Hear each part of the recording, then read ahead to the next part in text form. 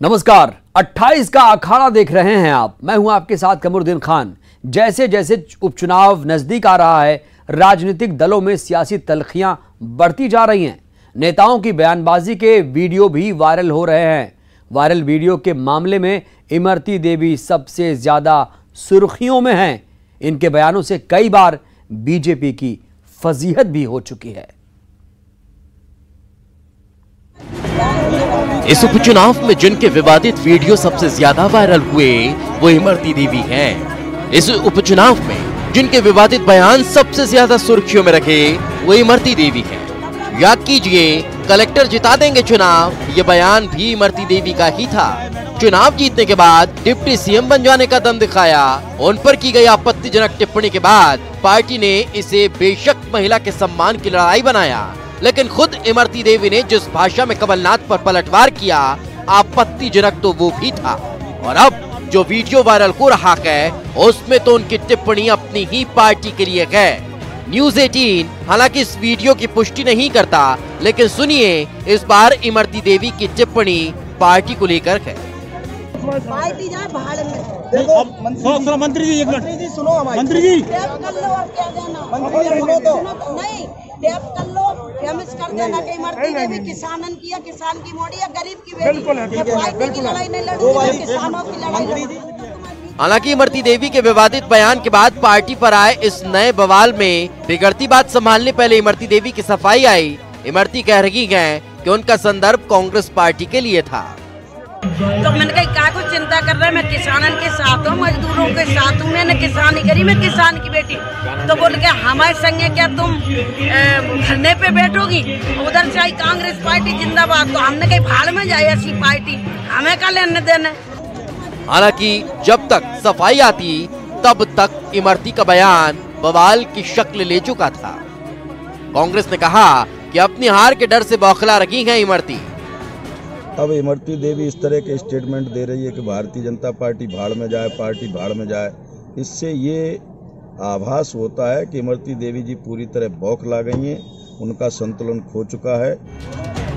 हालांकि बीजेपी भी तुरंत मैदान में आई और पार्टी ने कहा कि इमरती पार्टी की समर्पित कार्यकर्ता हैं। देखिए, इमरती देवी जी ने इस बात का स्पष्टीकरण दे दिया है कि ना उन्होंने इस तरह का कोई बयान दिया है और ना ही उनका इस तरह का कोई मंतव्य है।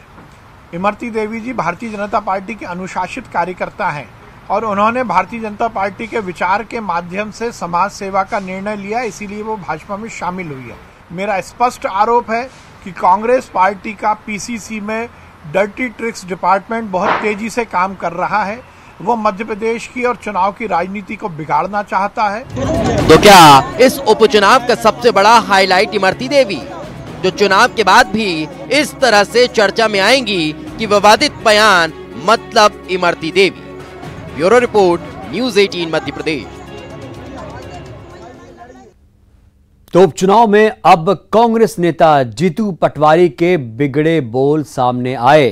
पटवारी ने कहा, सीएम शिवराज सिंह चौहान कमलनाथ के पैरों की धूल भी नहीं है। पटवारी ने यह बयान मानधाता के चुनावी सभा के दौरान दिया। आपको बता दें, इससे पहले दिनेश गुर्जर ने मुख्यमंत्री शिवराज सिंह चौहान के लिए भूखे नंगे शब्दों का इस्तेमाल किया था। एक बांधे, इस पे ये करोगे तो अच्छा, तो यूं फोन लगाते हैं। हाँ हेलो रतन जी, क्या हाल है? हाँ बताओ कमलनाथ जी। अरे यार, ये हमारे यहाँ पे ऐसा ऐसा ऐसा नर्मदा का एक बांध है, इस पे ये करोगे तो अच्छा रहेगा, इसमें हमारा रोजगार है। सर मैं कल आता हूँ, लोग मेरी टीम भेजता। ये व्यक्तित्व है कमलनाथ जी। शिवराज सिंह तो उनके पैरों की धूल भी नहीं है। इधर पटवारी के बयान पर बीजेपी हमलावर नजर आ रही है। रजनीश अग्रवाल ने पटवारी के बयान को एमपी की जनता का अपमान बताया। रजनीश अग्रवाल ने कहा कि पटवारी कमलनाथ की चाटुकारिता में बोल रहे हैं। कांग्रेस हार देखकर बौखला गई है। कमलनाथ कांग्रेस के सिपा सालार श्रीमान जीतू पटवारी जी कमलनाथ जी के पैरों की धूल बताने की जरूरत कर रहे हैं शिवराज सिंह चौहान जी को। ये मध्य प्रदेश की जनता का अपमान है, किसानों का, महिलाओं का, भांजे भांजियों का अपमान है, युवाओं का अपमान है। और ये एक 13 साल मुख्यमंत्री रहे, चौथी बार मुख्यमंत्री वर्तमान में शिवराज सिंह चौहान जी हैं। किस हैसियत से इस प्रकार की भाषा का प्रयोग कर रहे हैं। न केवल ये आपत्तिजनक और शर्मनाक है, बल्कि मध्य प्रदेश का अपमान करने वाली भी है। एक आयातित नेता की चरणों की धूल मध्य प्रदेश के मुख्यमंत्री को बताने का काम। लगता है कि ये हार से इतने बौखलाए हुए हैं, जिस प्रकार से ये अपनी पराजय को सामने खड़ी देख रहे हैं, उससे स्पष्ट उजागर होता है कि अब इनका मानसिक संतुलन नहीं बचा।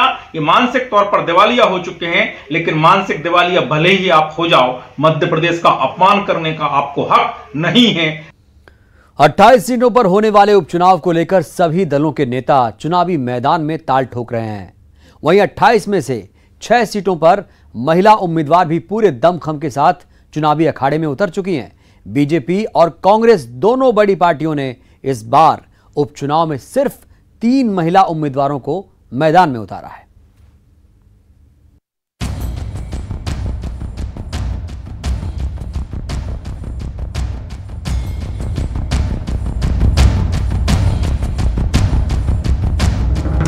प्रदेश में 28 सीटों पर होने वाला उपचुनाव पूरे परवान पर है। दावों प्रतिदावों, आरोप प्रत्यारोप के बीच नेताओं का हवाई दौरा भी लगातार जारी है।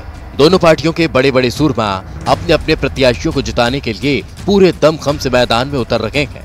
वहीं 28 सीटों पर होने वाले उपचुनाव में 6 महिला प्रत्याशियों के लिए बीजेपी और कांग्रेस के नेता जमकर पसीना बहा रहे हैं। बीजेपी ने 3 सीटों पर महिलाओं को टिकट दिया। मंत्री इमरती देवी डवरा से चुनावी मैदान में हैं, तो रक्षा सरोनिया दतिया के भांडेर से फिर किस्मत आजमा रही हैं। वहीं सुमित्रा देवी काजेकर भी नेपानगर से बीजेपी के टिकट पर चुनाव लड़ रही हैं। ये तीनों महिलाएं 2008 के चुनाव में भी जीतकर विधानसभा पहुंची थी। वहीं कांग्रेस ने भी 28 में से 3 सीटों पर महिला प्रत्याशियों पर दांव लगाया है। कांग्रेस ने सॉफ्ट हिंदुत्व का कार्ड चलते हुए बड़ा मलहरा से कथावाचिका रामसिया भारती को टिकट दिया। वहीं पार्टी ने बीजेपी छोड़कर आई पारुल साहू को सुर्खी से मैदान में उतार दिया। इसके साथ ही कांग्रेस ने अशोकनगर से पहली बार महिला प्रत्याशी आशा दोहरे को टिकट देकर चुनाव को दिलचस्प बना दिया है। मुझे लगता है कि इसमें कोई प्रश्न की बात ही नहीं है। महिलाएं भारतीय जनता पार्टी के समर्थक लोग निश्चित रूप से भारतीय जनता पार्टी की प्रत्याशी महिला प्रत्याशियों को विजयी बनाएंगे। और विश्वास, जो मैंने पहले भी कहा कि एक विश्वास है, और ये चुनाव में परिस्थितियां थोड़ी अलग हैं, और इसीलिए भी अलग है क्योंकि 15 महीने का कुशासन भी इस प्रदेश की जनता ने और खासकर महिलाओं ने देखा है, और उसके साथ साथ 15 साल का सुशासन भी देखा है। मैं चूंकि चुनाव में रही हूँ, इसलिए मैं एक बहुत बेसिक अंतर आपको बताना चाहूँगी कि मैं इंटीरियर में मुंगावली, अशोकनगर, बमोरी, इसके इंटीरियर क्षेत्र में मैं गई हूँ, जहाँ पर आदिवासी वर्ग निवास करता है। आदिवासी महिलाओं ने विशेष रूप से बहुत दुखी होकर मेरे समक्ष ये बात की कि भाजपा की सरकार के समय हमें 1000 रुपये प्रति महीने साग सब्जी के लिए मिलते थे, ताकि हमारे घरों में हम सब्जियां बना सकें, हमारे घर में खाने की व्यवस्था हो सके। 1000 रुपये से हमें बहुत बड़ी राहत आदिवासी महिलाओं को मिलती थी, लेकिन कांग्रेस की सरकार ने आने के बाद ये 1000 रुपये बंद कर दिए थे। प्रदेश की जनता यह देखती है कि किस सरकार ने, किस पार्टी ने महिलाओं के लिए काम किया, किस पार्टी की सरकार में महिलाएं अपने आप को सुरक्षित, भयमुक्त महसूस कर सके, खुलेआम घूम सकें, खुलेआम कहीं भी आ जा सकें। शिवराज सरकार में एनसीआरबी के आंकड़े गंवाए कि किस प्रकार महिलाओं के साथ दरिंदगी की, अत्याचार की घटनाएं हुई। देश 15 साल शीर्ष में रहा। वहीं कांग्रेस सरकार में कमलनाथ जी ने अपने वचन पत्र का मुख्य वादा था, हमारी सरकार आने पर महिलाओं को सुरक्षा देंगे, सम्मान देंगे। उसी का नतीजा है कि महिलाएं बेखौफ होकर घूमती रही। जो घटनाएं उनमें प्रतिशत ऐसा गवाह है, आंकड़े कई रिपोर्टों में सामने आए कि महिलाओं सबसे ज़्यादा सुरक्षा मिली, सम्मान मिला, और आंकड़ों में कमी आई। तो निश्चित तौर पे कांग्रेस ने हमेशा महिलाओं का सम्मान किया है। बड़ी संख्या में पिछली बार भी 2018 में भी हमने महिला प्रत्याशियों को टिकट दिया, इस बार भी दिया, और लगातार महिलाओं को लेकर हमने कई योजनाएं चलाई। भले ही चुनाव में महिला मतदाताओं की रुचि बढ़ रही है, महिला मतदाता भी बढ़ चढ़कर वोट कर रही है। इन सब के बावजूद महिला प्रत्याशियों को विधानसभा भेजने में कंजूसी पुरुष मतदाता के साथ ही महिला मतदाता भी कर रही है। 2018 के चुनाव में 250 महिला उम्मीदवार मैदान में थी। भाजपा ने 23 और कांग्रेस ने 28 महिलाओं को टिकट दिया था। 250 महिला प्रत्याशियों में सिर्फ 20 महिलाएं ही विधानसभा पहुंच पाई थी। वहीं 2013 के चुनाव में 200 महिला उम्मीदवारों में से सिर्फ 30 की चुनाव जीत पाई थी। तो मध्य प्रदेश में हो रहे उपचुनाव में राजनीतिक पार्टियों के नेता और उनके कार्यकर्ता कोरोना की गाइडलाइन को भूलकर रैलियों और सभाओं में जमकर नियमों की धज्जियां उड़ा रहे हैं। यही वजह है कि 28 विधानसभा में अब तक 124 केस दर्ज हो चुके हैं। इनके केस में 2000 से ज्यादा आरोपी बनाए गए हैं।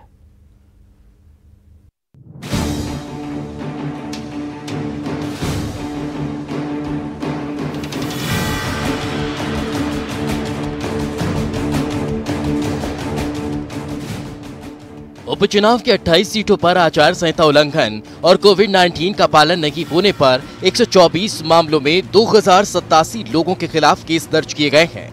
सबसे ज्यादा 22 केस महगांव में दर्ज हुए। साथ ही सबसे ज्यादा 1300 लोगों के खिलाफ ग्वालियर पूर्व विधानसभा क्षेत्र में कार्रवाई की गई। भांडेर में ज्यादा भीड़ जुटाने पर कमलनाथ और प्रत्याशी फूल सिंह बरैया पर केस दर्ज हुआ। भाजपा प्रत्याशी रक्षा सिरोनिया पर भी केस दर्ज किया गया। ग्वालियर में प्रद्युम्न सिंह तोमर, मुन्ना लाल गोयल, कांग्रेस प्रत्याशी सुनील शर्मा सतीश सिकरवार के खिलाफ भी केस दर्ज।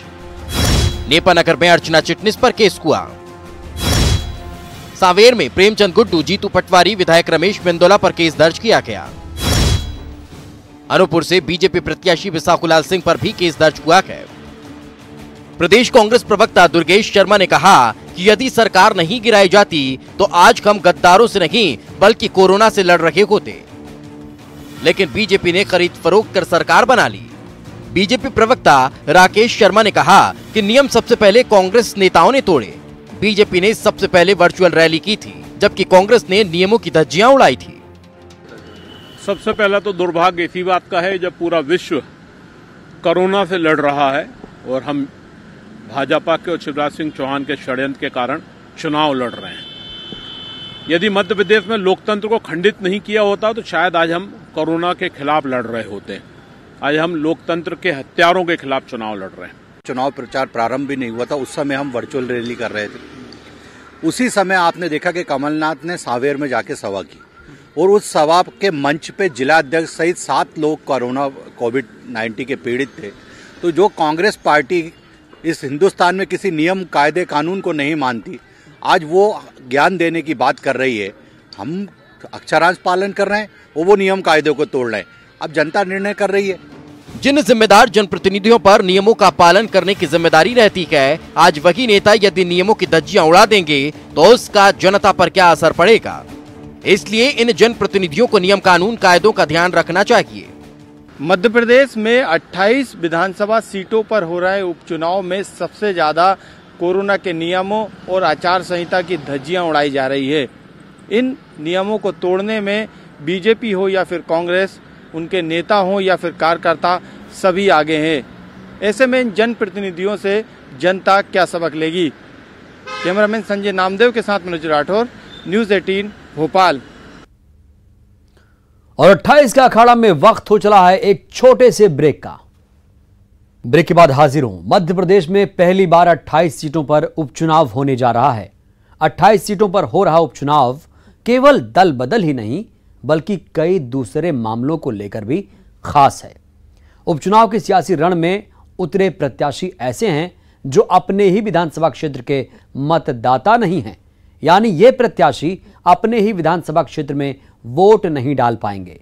अपनी जीत के लिए भले ही मतदाताओं का समर्थन जुटा रहे हों, लेकिन खुद अपने लिए 3 नवंबर को वोट नहीं डाल सकेंगे। रिपोर्ट देखिए आप।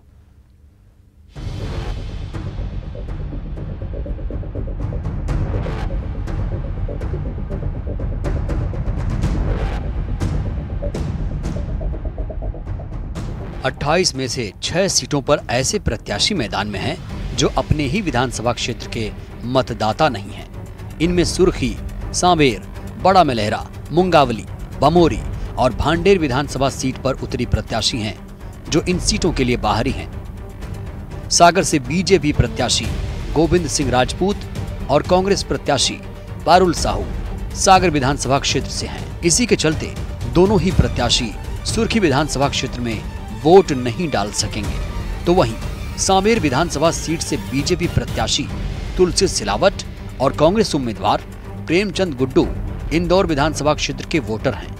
ये दोनों प्रत्याशी सांवेर विधानसभा सीट पर यानी अपने लिए वोट नहीं डाल सकेंगे। और मध्य प्रदेश ने देश के कई राज्यों में इस प्रकार की स्थितियां हैं कि जहां प्रत्याशी विधानसभा क्षेत्र का विधायक थे पर मतदाता नहीं है। तो वैसी स्थिति कमोबेश इन 5-6 क्षेत्रों जिनका आपने जिक्र किया, ये लोग उस जिले के उसके आसपास के क्षेत्र के निवासी हैं और ये बात ठीक है, इनका वोट वहाँ नहीं है, लेकिन इनको चाहने वालों का वोट, इनकी पार्टी को चाहने वाले का वोट, इनके दल की रीति नीतियों को चाहने वाले का वोट उस क्षेत्र में है और इसीलिए पार्टियों के प्रत्याशी हैं, भारतीय जनता पार्टी के प्रत्याशी हैं, जिसके कार्यकर्ताओं की श्रम शक्ति, संगठन की शक्ति और नेता और सरकार की नीतियाँ, इसके आधार पर लोग जनता से वोट मांग रहे हैं। बड़ा मलहरा सीट से बीजेपी प्रत्याशी प्रद्युम्न सिंह लोधी दमोह जिले के हिंडोरिया के निवासी हैं। कांग्रेस प्रत्याशी रामसिया भारती टीकमगढ़ जिले के निवासी हैं। ऐसे में दोनों ही प्रत्याशी बड़ा मलहरा सीट पर वोट नहीं डाल सकेंगे। बमोरी विधानसभा सीट से बीजेपी प्रत्याशी महेंद्र सिंह सिसोदिया और कांग्रेस प्रत्याशी केएल अग्रवाल गुना विधानसभा क्षेत्र के मतदाता नहीं हैं। दोनों ही प्रत्याशियों का गुना विधानसभा की मतदाता सूची में नाम नहीं जुड़ा है। ऐसे में दोनों ही प्रत्याशी बमोरी विधानसभा सीट में खुद के लिए वोट नहीं डाल सकेंगे।